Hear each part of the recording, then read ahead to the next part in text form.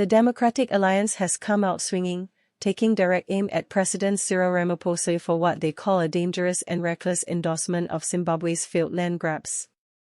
Yes, you heard that right. South Africa's president is being accused of turning a blind eye to history, ignoring the painful lessons of Zimbabwe, and risking dragging this country down the same disastrous path.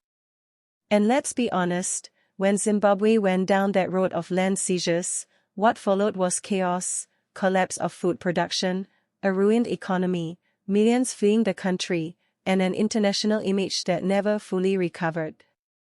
Yet here we are, in 2025, with Ramaphosa being accused of siding with the very same approach. Shocking, isn't it? The DA is warning South Africans not to take this lightly. They argue that land reform in this country must be fair, constitutional, and sustainable, not reckless and destructive like in Zimbabwe.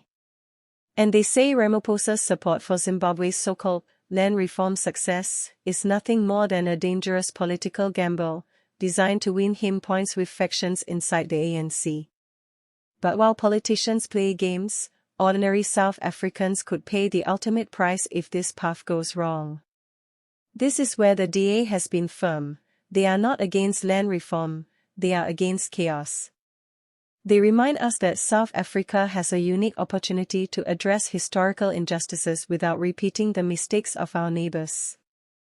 But the fear is that Ramaphosa's public support for Zimbabwe's model could send the wrong message, that South Africa is preparing to follow a failed script. And this is why the DA is not holding back. They want the public to see through the smoke and mirrors before it's too late. But let's pause here. What do you think? Should South Africa be learning from Zimbabwe's failure, or repeating it? Drop your thoughts in the comments, because this is a debate that affects every single one of us. The moment land grabs start, food prices, investment confidence, and even jobs could take a massive hit. And once that spiral begins, it's very hard to stop. Now, here's where it gets even more dramatic. The DA accuses Ramaphosa of playing politics with people's livelihoods. They say his admiration of Zimbabwe's success is laughable, because anyone who lived through the era or studied its effects knows there was nothing successful about it. Zimbabwe, once known as the breadbasket of Africa, became a country battling hunger, instability, and an exodus of talent. And South Africa could be headed in the same direction if leaders refuse to face reality. But will Ramaphosa listen? Or will the ANC, desperate to hold onto power, push forward with policies that risk collapsing the very foundations of the economy? That's the question South Africans should be asking right now, before it's too late. The DA is betting that South Africans are not blind, that they can see the storm on the horizon and will demand a different path. And if you want the real story, the stories that the mainstream doesn't always tell you, then make sure you hit that subscribe button right now. Don't just watch, join this community, because we are here to unpack the truth, expose the spin, and keep you ahead of the headlines. Also, smash that like button so more people get to see this video. Trust me, this is the kind of content that needs to reach as many South Africans as possible.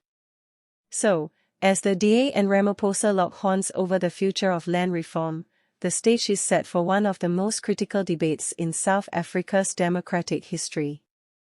Will we build a land reform program that heals and unites, or will we copy a failed policy that destroyed a nation? The DA says the choice is clear, but the final decision rests with the people of South Africa.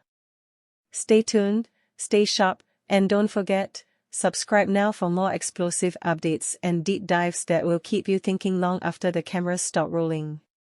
This is a story you cannot afford to ignore.